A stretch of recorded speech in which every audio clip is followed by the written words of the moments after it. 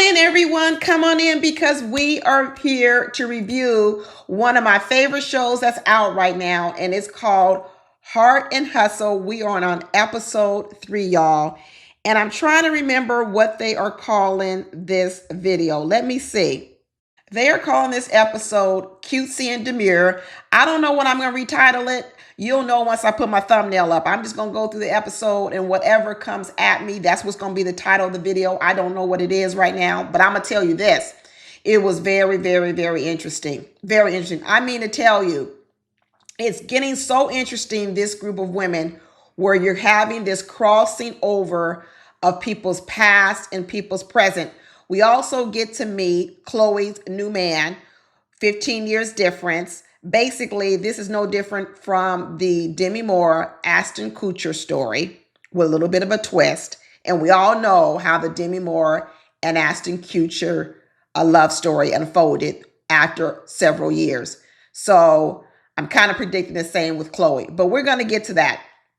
But I think the reason why they called it very cutesy, very demure, is because some of the conversations that were going on between the ladies, Ro, Manera, Latoria. But I'll tell you what, remember all the first episodes I kept telling y'all, the one person that I think is holding back the most, still keeping a veneer, a mask on, not really revealing what's going on in her life, was Latoria. Guess what? I guess all the ladies thought the same thing, because this episode, they started peeling back the layers and started saying, well, Latoria, it's good you want to be messy in all our lives and start stuff, because Latoria is shaping up to be a messy person. She is. She seems to be one of the people who carries, she's like Cherie. She carries, what was Cherie was the bone collector, the one that drags the storylines along and tells people businesses. Well, that's who Latoria is shaping up to be, all in the effort to cover up whatever is going on in her life. But not this time. These ladies said, Latoria, we want to get into this scenario where you're in, where you haven't had sex for 3 years, where your kitty cat got cobwebs on it, but you want to just say you're a woman of God. That's fine. You can be a woman of God. Then why haven't you had a relationship? What's really going on? They're really getting into it. But at the top of the show, we back to Ro, basically saying that Chloe and Elena got into it because, of course, Chloe was telling Elena that her man ain't fine. And then Chloe also brought back a dog bone that said to Ro, and said the other thing that Elena was saying was that Chloe couldn't pull a man like Josh. Well, first of all, I think Latoria put a whole lot of hot sauce on what Elena did. She said it with a twist. Did Elena say a version of it? She did. But Latoria, like I said, she's the bone collector. She's bringing the tea back. She's the shit starter. Now, that I think also made Ro think, well, what's going on? Why would Elena say such harsh stuff? So here we have Latoria already shaping the viewpoint of the ladies against Elena. I'm going to have some words for Elena also, but it's very interesting to start seeing these ladies and how their personalities are playing out in this group. And what Chloe then said was, in her response to what she heard about Elena saying, is that, well, that's just her insecurity and her relationship. She's very insecure in her relationship.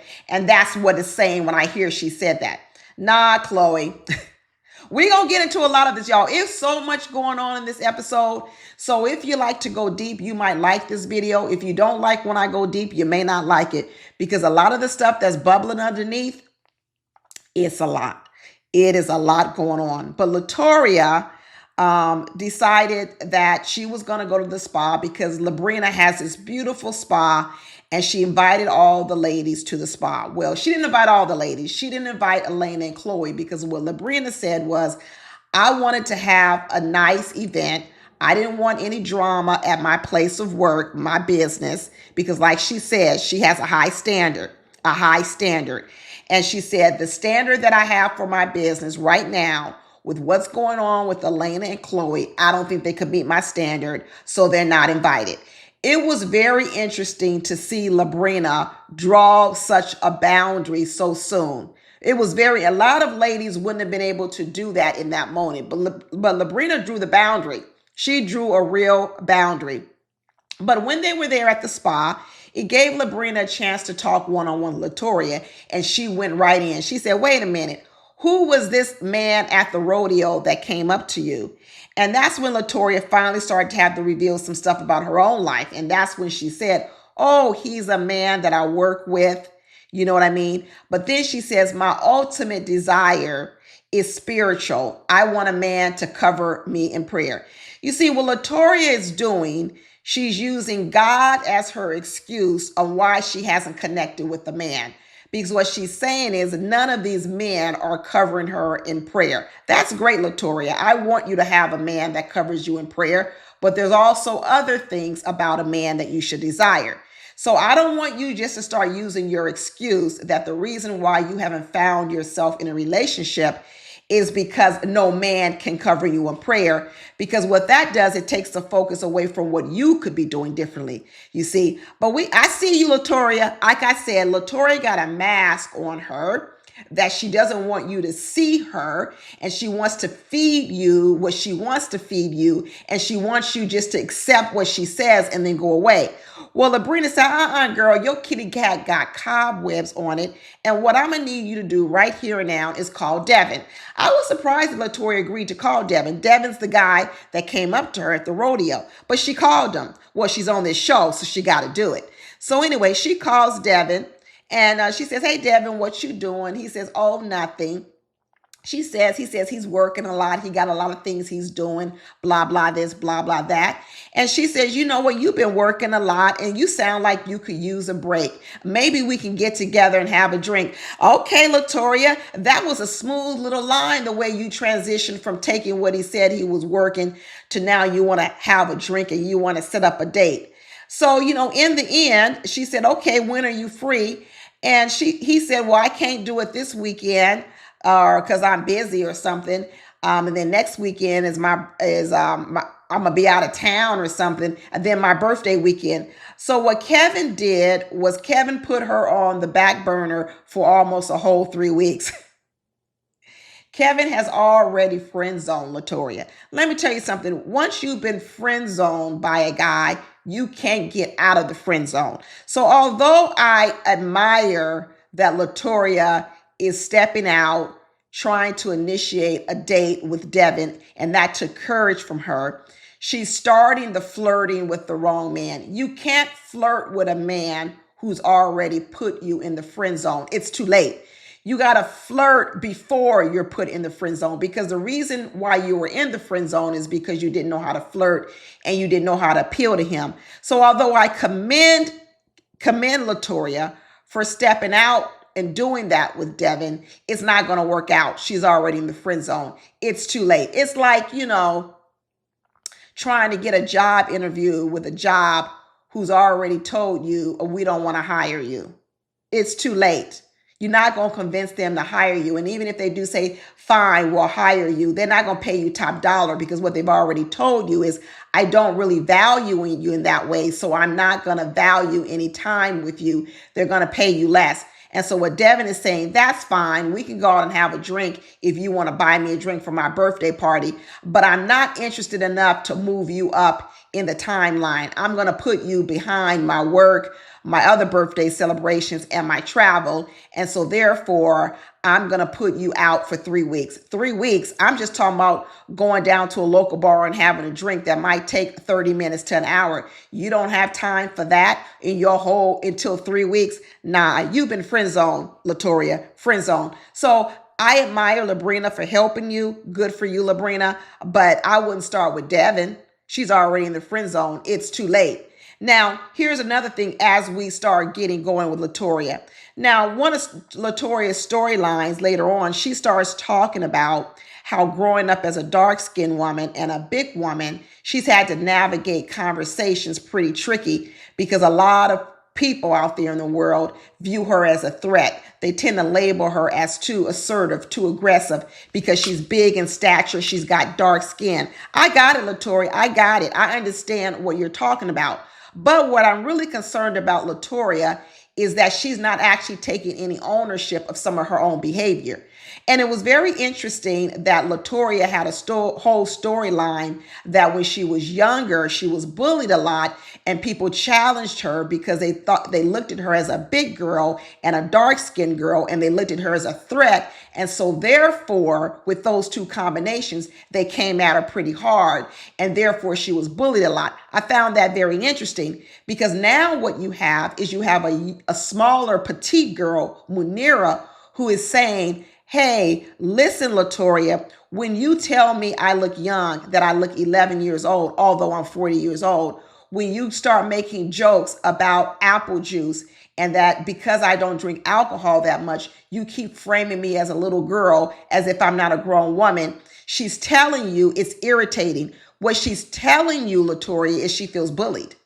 You see, so isn't it ironic that Latoria talks about how she was bullied so much being young because she was big in stature and she was dark skinned, but yet now you have another dark skinned little petite woman who is telling you, Latoria, that your words, you're picking on me, although you may think they're fun and they're in jest and they're slight, I feel bullied. But Latoria just doesn't retreat. What Latoria says is, well, I didn't say it that many times. It doesn't matter how many times you felt bullied. It only takes one time to feel bullied. And instead of Latoria saying, I'm sorry, and really now understanding what Munira is saying, what Latoria did was she continued to defend herself and get nasty about it. Well, isn't this something, Latoria? You mean to tell me the girl that has been bullied is now being called the bully, but yet she doesn't understand when someone else says she's bullied by her? This tells me that all this time that Latoria hasn't taken enough ownership in how she creates the dynamics in her life. Right? She might have been bullied when she was younger, but how is it that now people are complaining about her being the bully? Let me tell you, it's a dangerous cycle. Everybody knows that sometimes when you're abused, you can become the abuser. Everyone knows it. Sometimes when you're a child and a person can physically assault you, later on you can become a person that physically assaults. A lot of people who grow up seeing their mother being physically abused, some of those people turn out to be physical abusers. So why is it so far-fetched, Latoria, for you to even fathom the idea that when you were bullied when you were young, you also develop some techniques that makes you a bully sometimes? You see, everybody can't always look at themselves as the victims because sometimes we are the victims, but sometimes we're also perpetrators. So I'm finding this mix up very, very, very interesting. And as Latoria went on, she started saying that she also felt like a victim in the conversation with Ro. So Ro then also said she felt like a victim in the conversation with Latoria. I tell you, the victimization that's going on between all these women, it is wild. Get this. Latoria said, I was a victim because I didn't want to talk about my personal life. And I didn't want to talk about sex because I'm a woman of God. Latoria, you probably don't want to talk about sex, period, because it's a sore spot in your life. That's great that you're using the woman of God as your shield, as your reason. But even if you were behind closed door and having an intimate conversation with someone you trusted, Latoria, I don't think that you would want to talk about it. That's what I think. I think that you use God as your shield in public to not have conversations that you're uncomfortable with. And the reason why you're uncomfortable with them is also probably because you haven't fully dealt with them. What the underlying root problem is, you don't want to admit it. It's a mask. And God becomes your mask. You see, that's what I think about Latoria. But anyway, Latoria tells Ro that when Ro wants to have all these conversations about sex out loud in the open, it makes her uncomfortable. And Ro's consistent persistence to have the conversation, in a lot of ways, Latoria is saying she felt pressure. She felt bullied in some ways. Well, isn't this interesting? Because what Ro said was in Latoria trying to shut her up and turn off her conversations about something she wants to talk about, what Rose said was she felt silenced. She felt uncomfortable. She felt not accepted. Isn't this interesting? Well, let's go back to what I said about Ro from the very beginning. What I said about Ro was what she said on her t-shirt last week, which are funds before feelings. What Ro has told us over and over again, she's willing to do anything for money, right? Funds over feelings. So when I see Ro sitting here saying she wants to have a conversation about sex, she wants to open up about her feelings around sex and a lot of other things, I say to myself, well, why now, Ro? Why now do you want to open up and share so much of your life? Why now in this episode are you finally willing to go to therapy after all these years when people have been telling you to go to therapy? Why now? You know why now? Because now she's getting paid. You see, Ro wants to frame it as if she's open and she's honest and she wants to have honest communication. Yes, she does. Now she wants to because she's getting paid to do it. She's getting paid to go to therapy. Ro has never wanted to go to therapy, but all of a sudden now she says she's in a new era of her life. Yeah, you know what that new era is? Now you're getting paid to open up. So now what is guiding her, what is motivating her is money. So think about it. Think about it, Ro. You're now getting paid to open up and share your feelings because what you say is you're willing to do whatever you need to for money. Now, guess what? Latoria doesn't want to open up. And even though she's getting paid to open up, she doesn't want to because her role, what she's always been doing, is to hide her feelings. So here you are on this reality show. Ro is motivated by money, so she's going to open up. Latoria isn't motivated by money, and she's going to do what she needs to do to hide her feelings. So now you have two women clashing. This is what you have.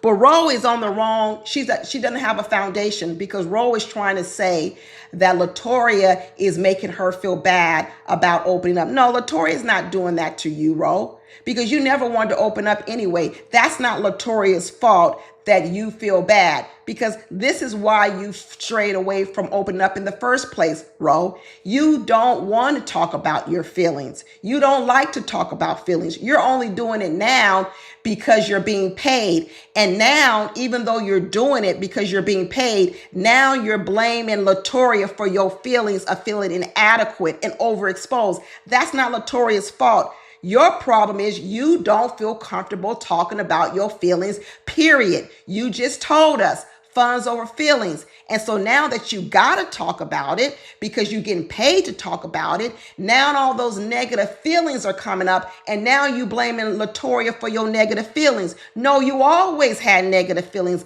about talking about your feelings. That's why you don't like to talk about it. You so much don't want to talk about feelings, Ro, that even when your daughter comes home to you and wants to talk about her feelings, you told us on this episode, you told her to go away. You don't even want to be bothered. That's what you told us. Ro is over here talking about, I don't want to feel judged by my feelings. And Latoria is making me feel judged because she's talking about she's a Southern belle and she can't talk about sex. First of all, Latoria is covering up her feelings and using the Southern Belle Christianity shield to protect herself. She's not doing it to judge you. You're feeling judged. You're feeling a certain kind of way because of your own past trauma. Latoria is not doing that to you. You see, this is what I keep talking about where people need to go to therapy, because if you do not go to therapy, you're not understanding how your own trauma is playing in your relationships, and then you're blaming other people for your feelings or what you say or what you do. And that person typically isn't the beginning of your feelings. You had these feelings long before you met Latoria Ro. That's why you stopped entertaining your feelings. That's why you run around with t-shirts saying funds before feelings. That's why you tell your daughter, don't come to me talking about no feelings. I don't have time for it. That's why your daughter now doesn't know how to process her feelings at school. And now she's getting bullied and she's getting into fights. It's a cycle. It's a cycle. And at some point in time, Ro is gonna have to stop the generational cycle. But Latoria, the bone collector, she not makes her way over to Chloe's house. Chloe's upset because Labrina did not invite her to the spa day. And then she starts talking about how Labrina had her call Devin.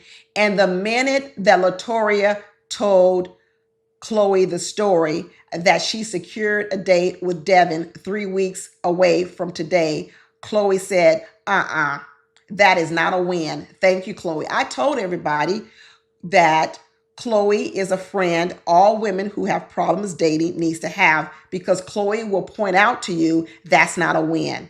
Chloe pointed out to Latoria that even though you got a date 3 weeks out, just because you haven't had no D in 3 years, you think that's a win. It's not a win. Don't count it as a win. When a man wants to be with you, he's like, what you gonna be doing tomorrow, today, in a few hours? I can meet you in 30 minutes.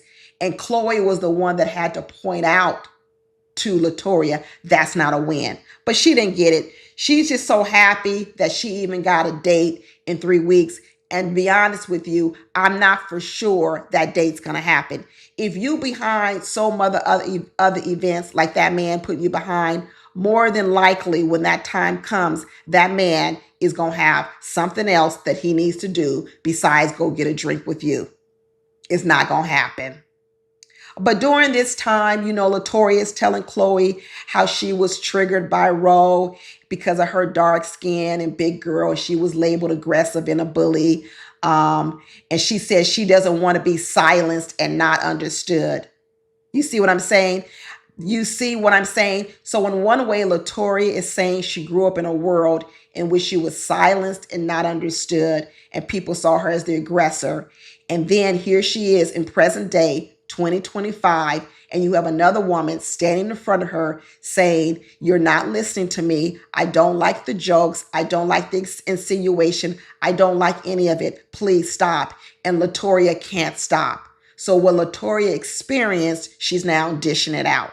And she doesn't see it because all this bone collecting, all this bone carrying is a form of bullying too. It is. She doesn't see it. She thinks she's just running around telling everybody stories. No, what you're doing is you're retelling stories of when people have felt victimized. And what you're doing is you're piling on by repeating their stories. You're a gossiper. You like to gossip about other people's faults, other people's problems, but you don't want to talk about your own. That's a form of bullying.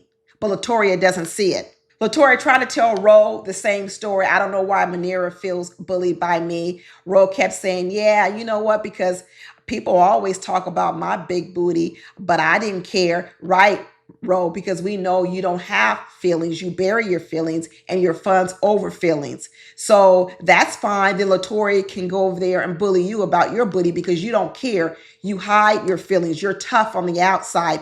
Everyone can't get to you. But Manera is saying, no, I don't need to bury my feelings. I can express my feelings and you should respect my boundaries and you shouldn't go past them.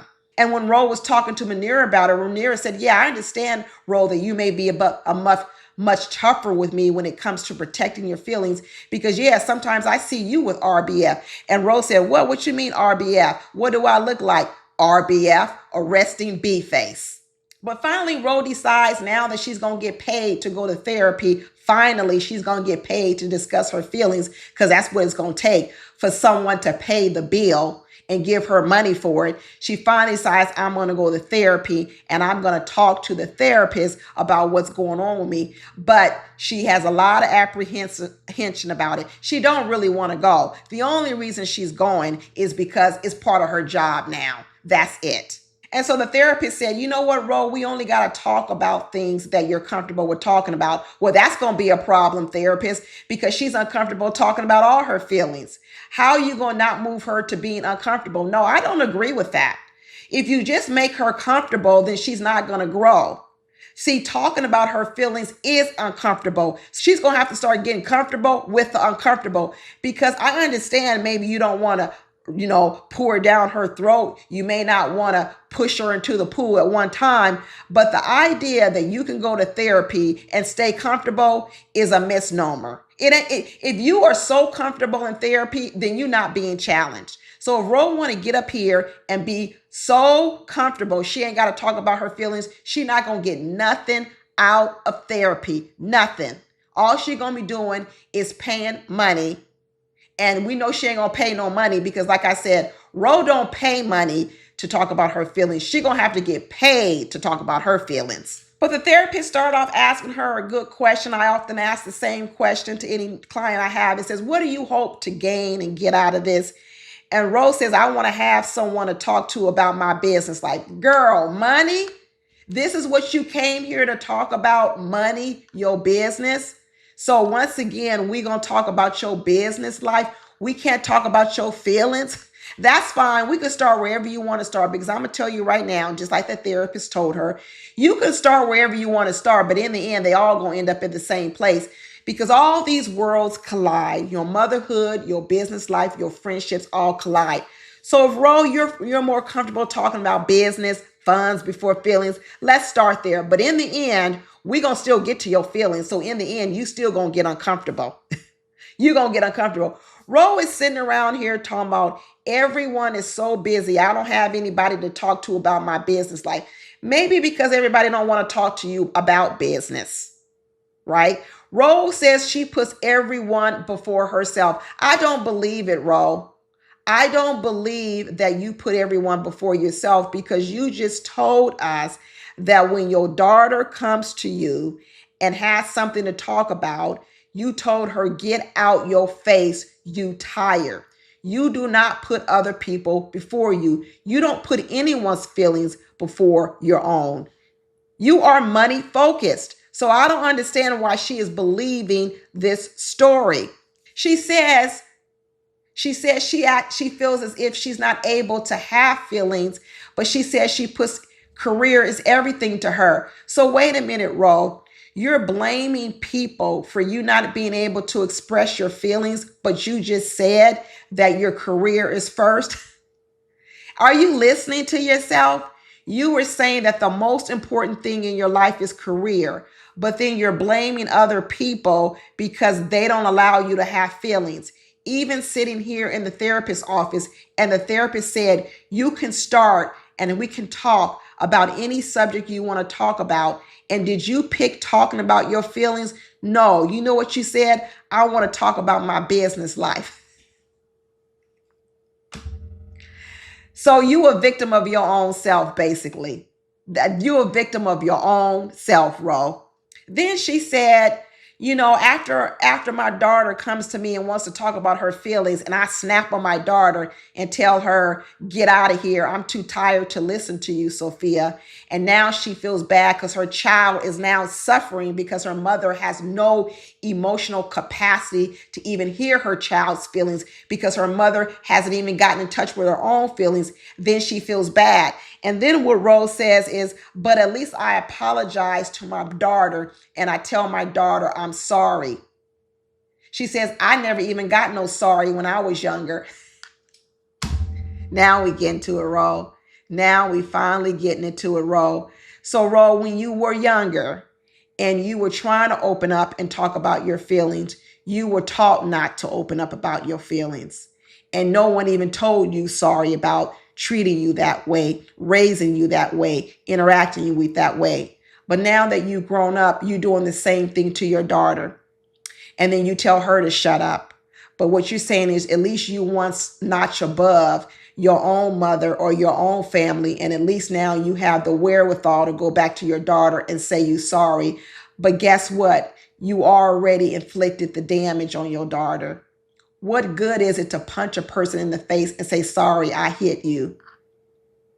That's fine. I'm glad you're sorry. But now your daughter is sitting over there with the pain. You got to learn not to do it, Ro. So Ro is over here giving herself a pat on the back, saying, at least I say sorry to my daughter. But when I was getting punched in the face and I was getting choked out on my feelings and my thoughts when I was younger, people didn't even say I was sorry. Girl, do you see this, Ro? Do you see it? Now Ro is running around talking about she feels like the oddball because she's the only one talking about her feelings. No, Ro, a lot of people are talking about their feelings on this show. It's one of the reasons why I liked it.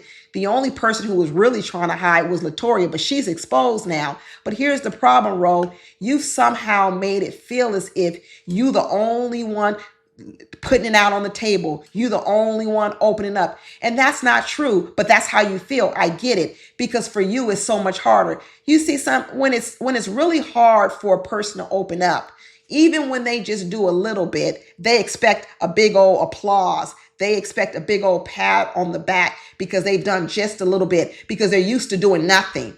You see, Ro is used to not having to talk about her feelings at all. So even this little bit about talking about her feelings, now she thinks she's over all the other ladies because she feels so exposed. No, girl, you're not doing too much more than anyone else is doing, Ro, but it feels like it because your muscle is weak. You see, I can be lifting the same 5 pounds as you, or the same 20 pounds as you, but if I've been lifting 20 pounds for 5 months, a year, it may feel easier to me. You come along, never have worked out, you lift 20 pounds. Oh, I'm straining, I'm doing so much more work. But that don't mean you a victim. You got just as much weight on you as I got on you. Ro walking around now that she's a victim because she's the only one opening up, and now she's feeling like the oddball. Girl, give me a break. Like I said, the over victimization of yourself makes you believe that you're a victim and that you're not a participant in your own movie. But you know what that therapist gave her, which was good homework? I want you to go back, and instead of talking about the ladies and how you feel silenced by them and judged by them, maybe you ought to go and listen to them and find a way to connect with them. You see, and this is what people do, like the Rose of the world, is they go in, they meet people, they immediately find reasons why they're not like that person, so that way they can shut off. You see, Ro wants to be able to shut off. She doesn't want to ever have to have a deep relationship, a deep conversation, a deep connection. So what she does is, remember, she's a self-fulfilling prophecy. Let me find a reason why I don't have to share my feelings. And the reason I'm going to give you is because when I share them, I feel judged. What? So when you share your feelings, you feel judged. So then what? That just lands you right back where you wanted to be in the first place, and that is not sharing your feelings. So Ro has now said that I don't connect with any of these ladies on any level. There's 5, 6 women here, and I don't have nothing in common with none of them. I feel so uncomfortable. And what the therapist said is, that's not true, Ro. You have something in common. You have an area in which you can connect with these ladies on, but your focus is to protect yourself. Your focus is to find areas in which you don't have a connection with them, so that can be your reason for shutting down and not sharing feelings. But what the therapist is trying to get you to do is she's trying to get you to focus on things in which you have in common. Well, you can't start there. You got to go back with Ro and figure out when she learned how to shut down and stop sharing her feelings. You can't just tell a person, like I said, lifting weights. You just can't go out and say, I want you to go out and start lifting 20 pounds straight from the get-go. No, it's just like a person working out with you, a dietitian, and you come in and you're overweight. They need to figure out, what relationship do you have with food? Because just working out won't fix the issues of why you eating all that cake and cookies. That's why you've got to do both hand in hand. In one way, yes, you got to stop eating the cakes and the cookies. You got to start working out. Great. But if you don't go out and figure out why you started eating all these cakes and cookies, you're not going to get to the root of the problem. And it's not going to be enough for Ro just to figure out what she has in common with these ladies. She's got to go back and really dig up all those old childhood wounds to figure out, why were you silenced when you were silenced? Who silenced you? When did you learn not to share your feelings and emotions? Because let me explain something to everyone. You were not born this way. In fact, when a baby is born out of the womb, they express their feelings right away in the form of crying. When they're hungry, they cry. When they're cold, they cry. When they're hot, they cry. When they need their diaper changed, they cry. They communicate. They may not have words, but they're able to communicate. They're able to communicate, and people then soothe them. So you are learned when you come out of the womb to express your discomfort A baby knows how to express their discomfort automatically when they come out of the womb. We are then taught healthier ways to express our discomfort as we grow up, right? Some people, all they stay is baby mode, cry and whine. They don't know how to express their feelings with adult words, right? But some people along the way get silenced. The hurt, the pain, the wounds are still there, but they become silent. Someone silences them. So Ro now has been silenced. She's got to figure out when it happened, why it happened, and she's got to unleash that voice in a more positive way. But towards the end of the episode, Labrina invited all the ladies and couples over for a good old crawfish bowl, and they was over there having a good old time. Labrina got the wild horses walking around on her ranch. She got it going on. And then they're sitting over there. Everyone else is there with their husbands. The only two single people there are Latoya and Ro. And Latoya says, ain't nothing wrong with being single. There it is. No one ever said nothing was wrong with being single, Latoya, but there comes your shield right away. Boom. And Ro said, I don't want to be single. You see, that's what goes out in the world. You got a group of women who want to talk about nothing's wrong with being single. Nothing is wrong with being single, but did nobody say that to you? You triggered. Why are you so triggered by it? But we're always saying, no, I don't want to take that on because I really do want a partner in my life. The two people you see next to each other, Ro and Latoya, they represent two distinct women in the world. Latoya, who wants to keep giving a reason of why she's single, even though she does desire a partner, and the Ro, who does desire a partner, but doesn't know how the reason why she can't connect with a partner. These are two distinct women out in the world. Very two distinct women.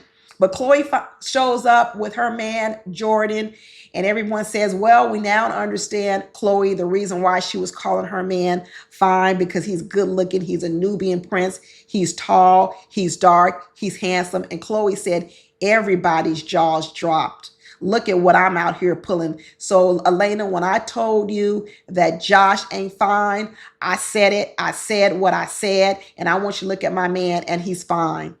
He's fine. Like I said, this ain't nothing but the Demi Moore, Ashton Kutcher. They got 15 years apart. 15 years apart. And Chloe says she still wants more children, but she already 44 years old. Chloe, why do you want more children? You already got a grown man as a son and you got two girls. Why do you want more children? You see, I think Chloe wants more children as a way to hold on to this younger man. That's what I believe, because that man is not done having children. He wants more children, but he's not ready to get married. He may be ready for a relationship with you, but like I said, one of the reasons why I think young men get with older women is because they actually want to delay being a husband and a father and all the responsibilities that come with that. And they're buying themselves some time with older women. But eventually that 28-year-old is going to grow up and he's going to become 35 years old or 36 years old. And when he does, he's going to want children. And by then, Chloe, you're going to be 50. And then what's going to happen is the same thing's going to happen to Ashton Kutcher and Demi Moore. And Ashton Kutcher went off, married Mila Kunis, and had a family. That's what's going to happen to Chloe. Doesn't mean that he's not mature enough to be in a relationship with Chloe now. No, it doesn't mean that. So I could believe that they could have fun together. They could have parts of them that are nurtured. So I don't agree with Labrina when she's saying that that young man can't do anything for Chloe. I don't believe that. There's parts of that young man that are healing Chloe. You see, Chloe lost a man in death due to his age somewhat. So she's working through her own trauma. And this young man, this vibrant man, full of life, full of a whole life in front of him, is helping to heal her. But here's the thing, Chloe, he's not going to want to stay here forever. And when he's ready to actually have more children, have a family, he's not going to be able to have it with you. You're not going to be able to fulfill that. So although people keep saying that they don't think this young man can fulfill Chloe, I actually think it's going to be more of the latter, that as that man grows and matures and gets into his 30s, Chloe is not going to be able to give him the family that he wants. Chloe already has a son his age, and we're going to see next week that they're going to clash. They're going to clash. But lo and behold, Latoya doesn't want to talk about her own relationships, but here she is at this crawfish bowl. running up on Elena, telling Elena, hey, Elena, when you guys going to renew your vows? Girl, you just heard in the last episode that they having marital problems. Why would you bring this messy conversation to the table? Because Latoria is messy. Because like I said, Latoria is a bully. She said she was bullied. She's a bully. And this, bringing this, throwing this up in Elena's face is a bully move. It's exactly what it is. Just like Rose said, Latoya running around talking about she was bullied. You look like you talk about you got Jesus in you. Well, it look like you got a little devil in you too. You exactly right, Ro. Because what Latoya does is she uses God and Christianity to shield and become the reason why she doesn't do things. But inside, Latoya is a hot mess. But you know who else is showing to be a hot mess? Elena. When they asked Josh, when could you guys see renewing your vows? He said maybe a big milestone, maybe the 20-year anniversary. I didn't think anything was so wrong with that, but Elena had a big problem with it. What Elena said was she felt hurt that he didn't say it immediately. Interesting, Elena. So then what Elena does is she comes back later with this passive aggressiveness. Remember last time when Elena brought back to her husband, Josh, Chloe said, you're not fine. Why did you do that, Elena? Why did you do that, Elena? Why are you in this secret competition with your husband? So she brought back to her husband, Josh, a way to make her husband feel worse and say, Chloe said, you're not fine. Her husband said, I don't care about that. He might have said it, but he might have felt another kind of way about it on the inside. I don't know. Now, when he says we could do a vow renewal at 20, all of a sudden, Elena got a problem with that too. And Elena says, that's not good enough. You see, is anything that Josh does, is it good enough for Elena? I'm starting to get the feeling from Elena that she's a bigger problem in her relationship than she thinks. Now, I know she dealt with some infidelity in her relationship, that her husband cheated on her, but Elena might want to look at what makes her husband run to the arms of another woman. It ain't always the same reasons, but a lot of reasons why a lot of men run to the arms of another woman is for validation. Is it wrong? It is wrong. Sometimes they need so much validation. Even if you are a good wife, they need so much of it, they still run to the other arms of another woman. So it's not always because the woman is not giving their husband validation. It could be that he has such a high need for it that you can't satisfy it. And what I'm starting to see about Elena is I'm not quite sure she affirms her husband. I'm starting to get the idea that Elena likes to tear her man down. I'm not going to lie. And I think one of the reasons why she does it is because it makes her feel superior. That's why she was so offended when Chloe said her man wasn't fine. Because what Elena immediately went to was, the conversation no longer became about Josh. Remember, what Chloe said was, your husband is not fine. What Elena turned it into was, you couldn't pull the man I could pull. And I was saying back then, Elena, what are you talking about pulling men? You're married. Why did you turn a remark about Chloe saying about your husband wasn't fine to turn it around to be a statement about you? And now all of a sudden, when you competing with Chloe about who can pull the best man. Interesting, Elena. I'm starting to see some things about Elena. And another point, later on in the conversation, when they start talking about Chloe dating a younger man, once again, Elena steps into the chat talking about she would never date no younger man. First of all, why are you talking about dating a younger man and you were in a 15-year relationship? Why are you even hypothesizing about that?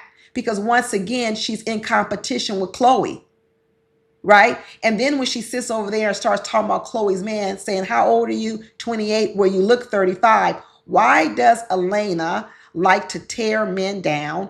And why is Elena so competitive with Chloe and other women? Elena got her own problems. She got a lot of problems too. LaBrina tried to have a conversation with Jordan to see where his head was. She just want to make sure that he's not coming over here to mess over Chloe. And I think she feels like Jordan's intentions were good. I do too. I think his intentions are good. He just don't know what's to come. See, it's hard to know what's coming later in your life when you're not there. He's only 28. He can't imagine how he's going to feel at 35. Right now, Chloe feels good. But just like Ashton Kutcher, after 7, 8 years, and you start having a desire to have a family, have a wife, you're going to look and you're going to say, Chloe can't give me that. And although you may love her, although you may respect her, you're still going to want what you want, what you want. That's what you're going to want. Ro told everybody that she's going to therapy because she's getting paid to go to therapy, and I got homework to do, so I got to do the homework because I got to keep getting paid. Okay, Ro, whatever it is going to motivate you to have some therapy. If it's money, I guess it's going to have to be money. Hopefully, you get more out of this than a paycheck. And when Nara calls out Latoria one more time, Latoria don't want to own her shit. She keeps talking about you still throwing shade at me. Latoria said we're going to have to agree to disagree because Latoria want to be who she is. She goes, I don't know why everybody's attacking Latoria. So now all of a sudden the girl who everyone says they feel bullied by, now she's saying that she's bullied. Latoria says Manera just saw a target in me and now she's going after it. Girl, Latoria. Like I said, everybody needs therapy. There ain't a person out here that doesn't need therapy. I don't believe it. There is not a person out here that doesn't need therapy. That's why when y'all watch my videos and you say everybody can get it, everybody can get it. Because we all have childhood wounds that we carry forward. We do. I don't know how to tell it to y'all. We all got it. And if you watch my channel on a regular, you're going to keep seeing it. You're not going to be able to unsee it because I'm going to keep pointing it out. Anyway, that's all we got to talk about, y'all. Talk to you later. Bye.